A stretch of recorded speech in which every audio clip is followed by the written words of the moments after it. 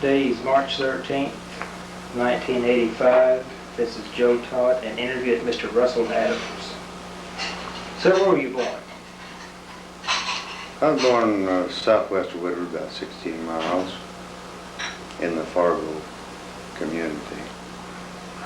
And when's your birthday? February the 3rd. Born 1911. 1911. I bet you don't have time to drink that. Yeah. Oh. Thank you. Might sit one here too, if I get to coughing or something. Okay.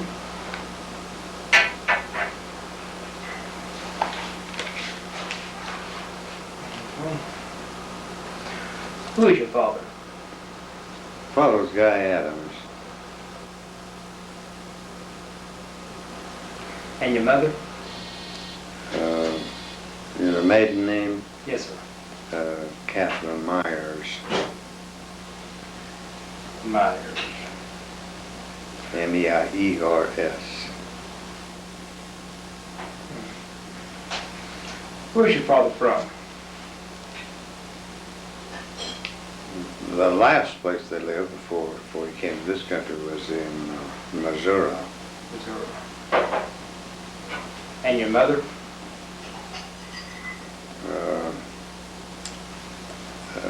After they left Russia, they came to Enid, Oklahoma. So your mother was born in Russia. Yes. When did she come to this country? In 1891. 1891. Does she remember the trip over? Very little bit. She remembers something probably of the group of people on the bottom of the ship.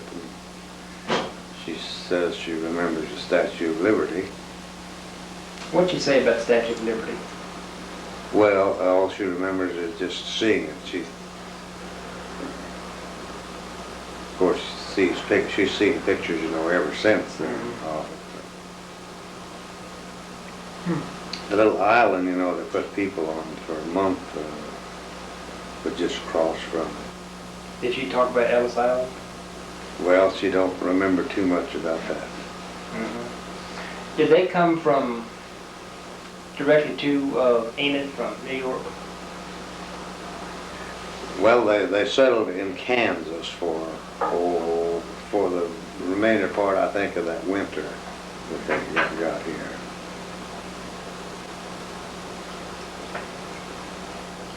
When did your parents get married? In 1906. 1906. And when did they come to Oklahoma? Or were they in Oklahoma when they were married? Yes. Father came to Oklahoma in 1901. Did he homestead out here? Yes. Where was the place he homesteaded? That's the place you were born? I was born within a half a mile of the little 160 homestead. So it's near Fargo? Yes. Okay. What kind of work did your father do? He was a farmer all his Farmer. life.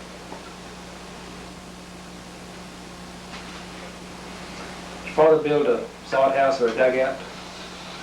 Only built a little wooden building that he batched in until he was married.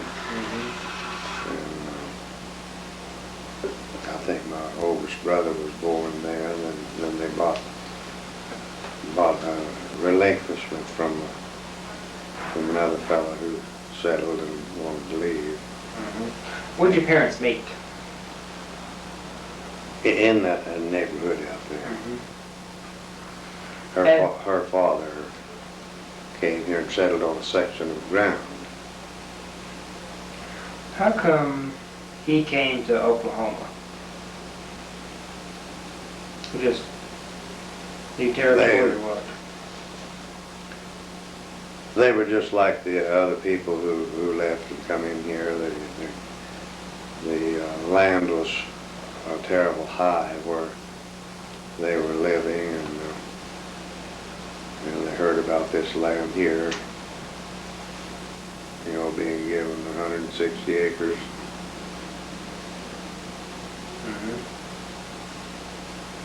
As a small boy, what chores did you do in the farm? Oh, from time, I can't remember when I first started milking a cow. The little chores around the house, working in the garden. Now, was your father a farmer or a rancher? Well, you'd say he was a farmer. What was the main crop you raised? The main crop, and the biggest part of his life, was wheat and raising feed for his horses. Tell me about wheat harvest, Wheat harvest? the early days.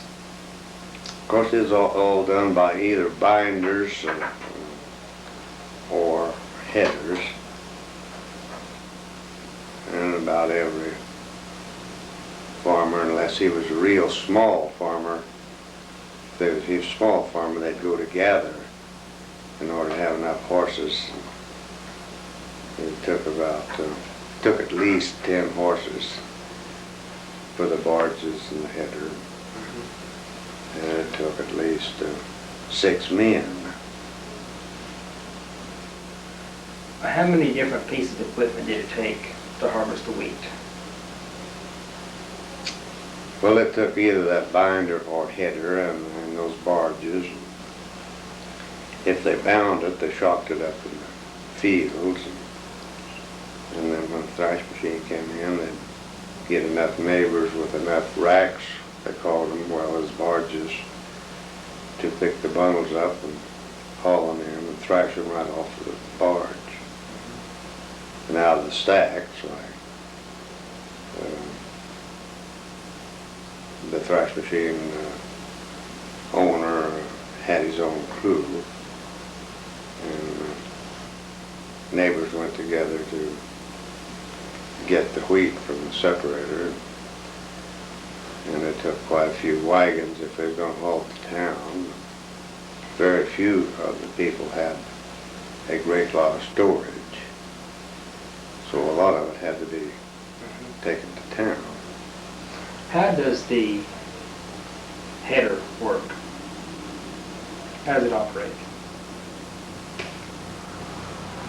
Well, it was pushed by 6 horses. The cutter bar was in front of the team and had an elevator to elevate from the header part, had an elevator which was about 12 feet long that extended up into the barge. And it was quite a art to run the header, and it was also an art for the fellows in the barge to keep that barge under the elevator while it's turning the corner. Otherwise, you'd smear out a bunch of wheat on the ground. How'd you do it? Sir? You said, now that's turning the header barge? Yes, turning the header barge. They had to know just how far out to swing their team and keep the low part of the barge under the elevator. It took a little time for a green man to learn that. How many men on a harvest crew? 6 usually was the harvest crew. The header driver and stacker, and 2 men in each barge. Now, what's the difference between stacking the wheat and binding the wheat? Binding the wheat was put into bundles, and the binder, of course, dropped the bundles on the ground, and they dropped them in windrows, so that a laborer could just go down the windrow and make shocks. And from those shocks, then they was thrown in the barge and carried to the machine. How do you, whenever you shock the wheat, how do you keep the rain out of it? You didn't. They shocked it They shocked it with the bundle standing up. And then we'd throw a few bundles over the top. They wouldn't get clear wet, but they would get wet, and they just have to wait until it dried out to thrash it. How long, if it didn't rain, how long would it take for the wheat to dry before it's thrashed? When it's in the bundles. Now, in binding it, they could cut that wheat a little bit before it was dead ripe, and it wouldn't shatter. And it'd have to go through the sweat period before they would thrash it. Usually they thrash the bundles after they thrash the stacks. What's the sweat period? Well, that was because there was moisture in the grain, and it had to be dried out of the grain before they would thrash it. Did your father own his own header and header barges? Yes. What about thrashing machine? Who owned it? They had a little different size thrash machines. The fellows with the big steamers that had a lot of power might have a wider separator, which would take more pitchers. Most of the 28-inch separators, they got by with 6 pitchers, but if they had a 30 or 32 or 36-inch separator, they might have as many as 10 pitchers. Well, when you say pitcher, what do you mean? Well, that was men who stood on the stack. That stood on the stack and put the wheat into the elevators. Did most people back then have granaries on their farm? You might find a couple small wood granaries, I'd say.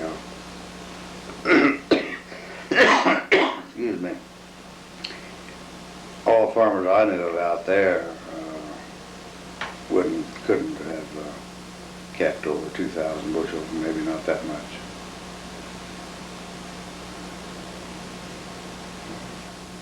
It was at that time, it was really before they was made out of steel bins.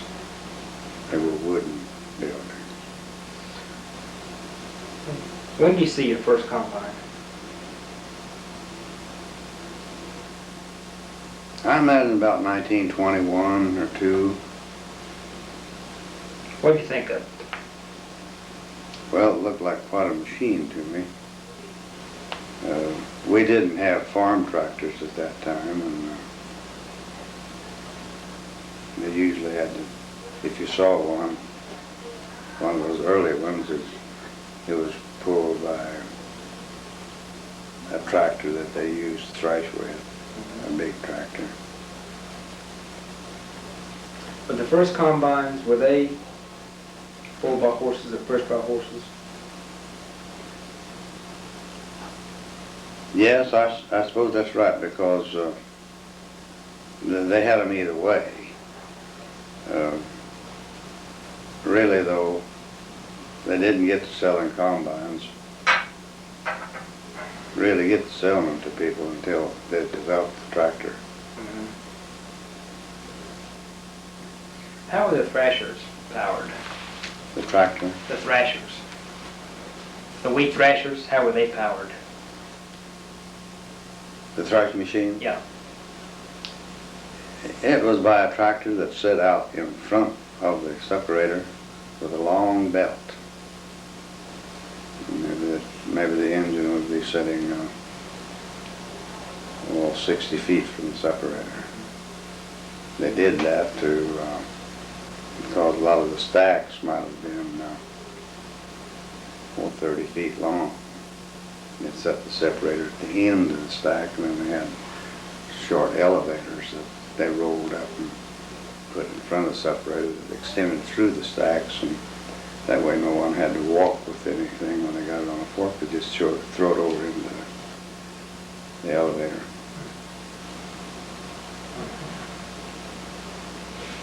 How many acres of wheat did you have? He usually, in the horse days, 200 acres was a lot of wheat for people to have at that time. I suppose that would have been enough to recall about the amount that he had. And it took 18 horses and harness to farm the land and take care of that land, even at that. In plowing, how many acres could you plow in one day with a walking plow?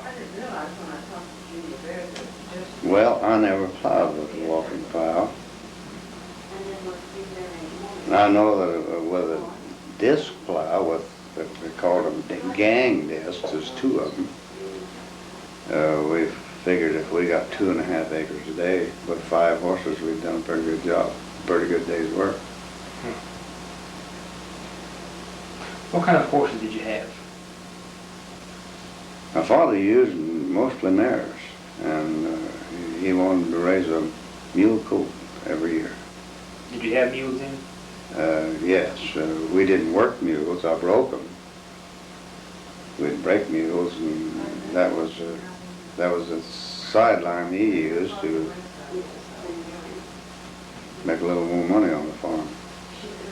Is breaking mules the same as breaking horses? Yes, it was getting them gentle and knowing when to start and when to stop. And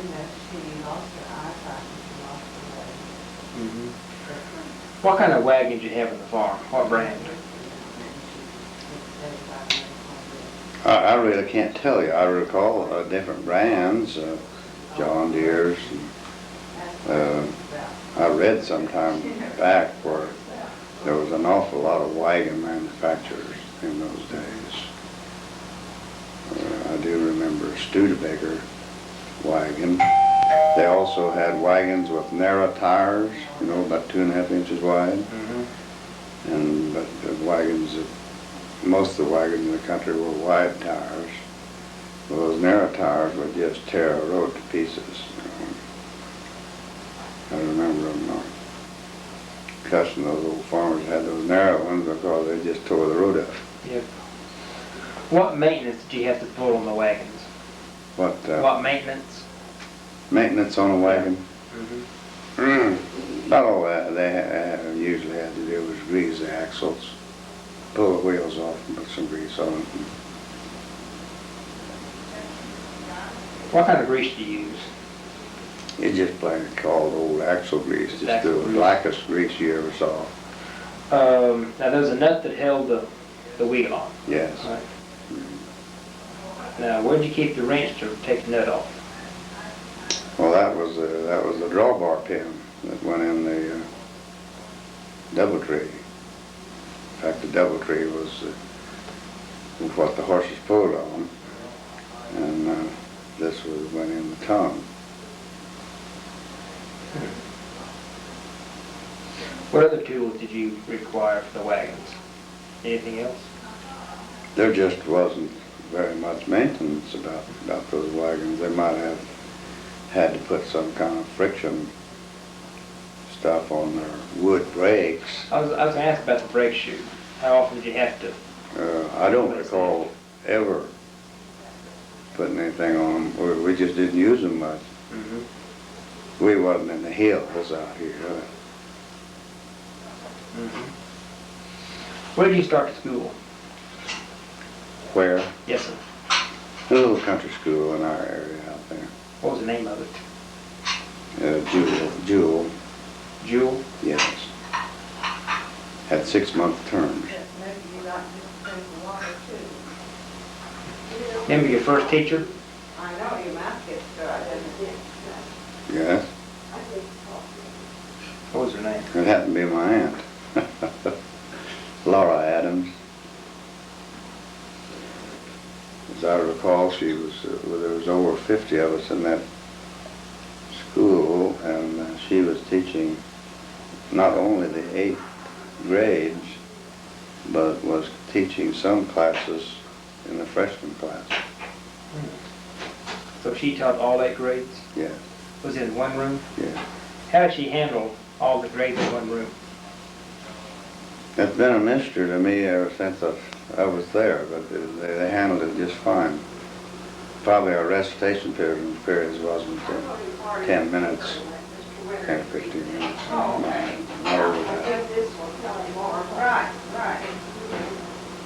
Okay. You go through high school? Yeah, What year did you graduate? 29. 29. Do you remember World War I? I remember, yes, when it was going on. Remember Armistice Day? Yes. Tell me about that day. Well, of course, we didn't even have telephones where I lived at that time. I just remember my folks telling about it. Was there a big celebration in the area? There probably was in the little towns. I didn't happen to be in our little town at that time on that particular day.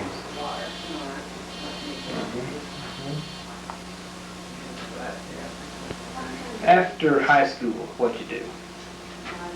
I worked about 7 years in Woodward in a grocery and a dry goods store. That was right after the crash, and I had a son, I had a brother that was at home, and my father was still active farming, and it had machinery by that time, and they just didn't need my help. How did the Depression affect you and your family?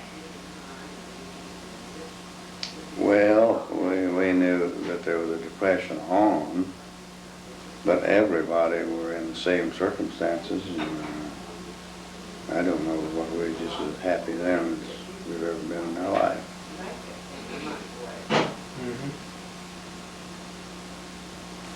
It took an awful big percent of my wages just to make a living, just to buy groceries and clothes. What about the dust storms? Well, I can remember the storms, and I remember the big blackie that came over. Tell me about that one. We were out driving and saw that black cloud. You could see light above it, and closer it got, you could still see light above it, and it was as far west as you could see and as far north. And when it hit, the wind was awful hard.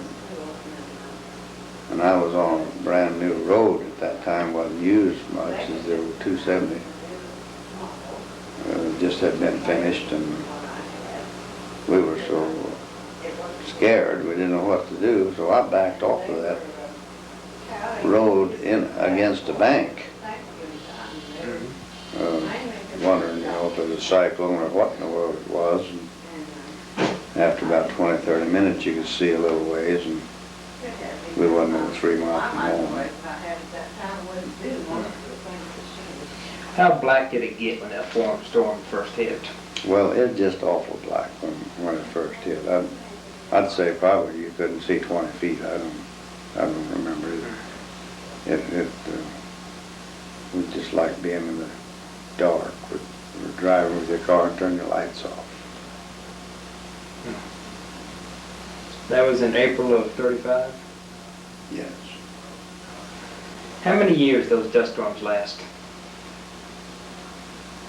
That's the only storm I ever saw like that. Of course, others came in at night. Maybe they looked like that.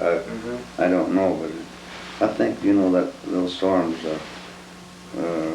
were at least a period of 3 years. What finally broke the dust storms? What ended them? Well, apparently they went to getting rainfall and got some weeds started. That's all I can recall. I can remember practically where the edge of the big duster was. It was just west of Supply, not too far. We weren't bothered here. The heavy land here, we produced a crop every year. It was just the light soils like this area we're in here right here that blew away and looked like seashores.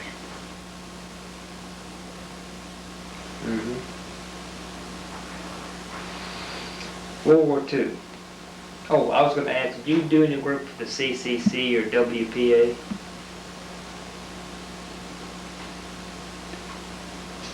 No, I didn't do any work on WPA. I did use my father's truck and haul gravel for them. That's when they were using WPA to load the trucks with by spade, shovel. Is that when they were building the roads? Well, I was up in Beaver County on a project. What project were you working on?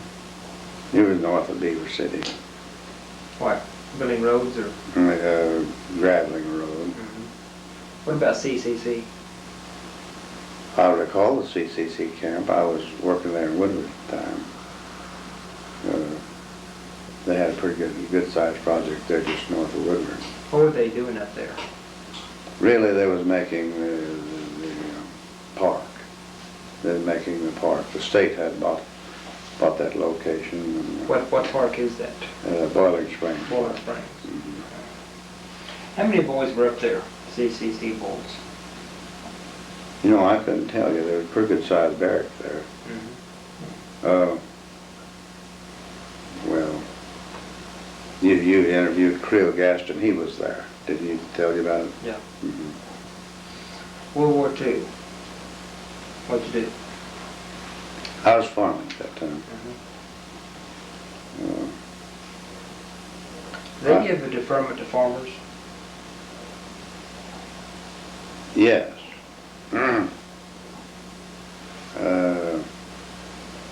You had so many. You were given so many credits on the acres you was farming, on the amount of cows you was milking, and the amount of hogs you was handling. I had enough credits to keep 1 1/2 boys out of the Army to help me. Did you have any boys at that time? Yes, I had a boy all the time. 2 of them, though, eventually quit and went to the war. They said they wasn't even any other boys, but there was always another boy in the community that wanted to be protected. Was there any organized work to support the war effort by the community? None other than they asked you to buy bonds every time you could. Now, when did you move down to Sharon? In 1939. In 39. How come you moved down here? Found a farm for sale. What'd you pay for it? 22 1/2 an acre.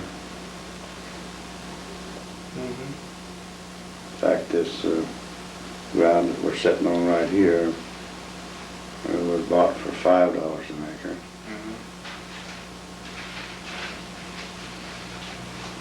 The tornado that hit Woodward. I remember seeing, we were living over on the home place, farm home place. I remember seeing the lightning that night. The tornado that hit Woodward. I remember seeing, we were living over on the home place, farm home place. I remember seeing the lightning that night. But we didn't know it hit until the next morning. What did the storm look like from a distance? Continual lightning. Just a continual flash of lightning. And how far is Sharon from Woodward? We're about, it's about 13 miles from here. Did you get any wind from the storm? No, not too much. Did you go up there and help out the next day? Yes, a group of Sharon men went up there, and some of us worked up there 30 days. What'd you do up there? Help people rebuild their homes. Is that what you did? What did Woodward look like? Well, the part that the wind hit real bad was, it was just leveled. And then the other houses, you know, they just took part of the walls out or part of the roof off or something, or scooted the house around. And how many were killed in that tornado? As I recall, there was a little over 100. How many were injured? I can't remember. I'd say twice that many. I don't know. I can't remember. So what have you done since then? I've been farming ever since then. Is wheat still your main crop? Well, we eat and feed sorghums and grain sorghums and alfalfa and grass seed. We're trying and cattle. I'm really not doing too much of it anymore. I help a lot.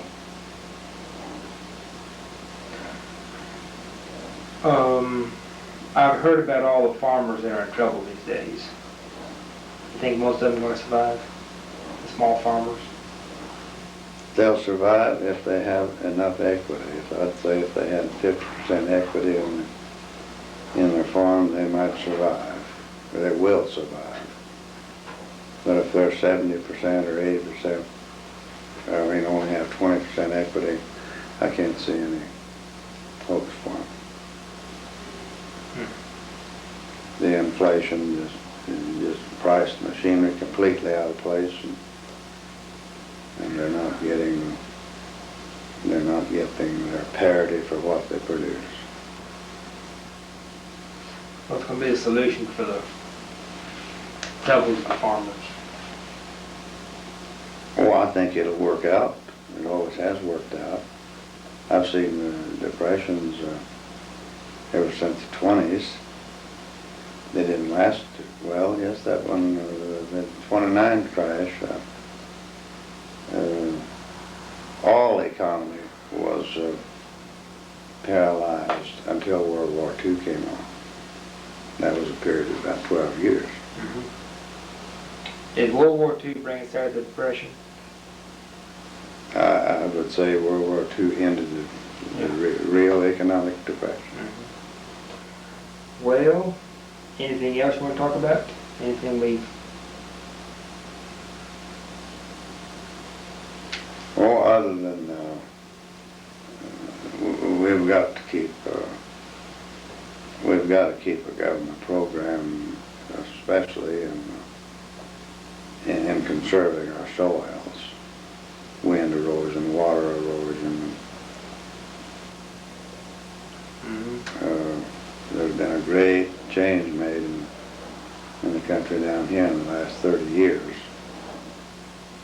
because of that. For the better? For the better, yes. In fact, for one thing, for wind erosion, I've planted over 3 miles of tree rows. Yeah, windbreaks. Windbreaks. When did they plant the original windbreaks, the first ones? The original ones were planted in 1938.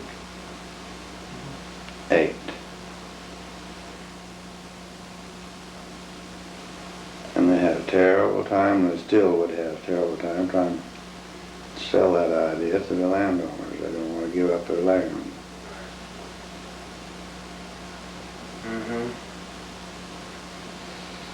Okay. Well, I guess we have a good interview. Well, thank you. Okay. Thank you.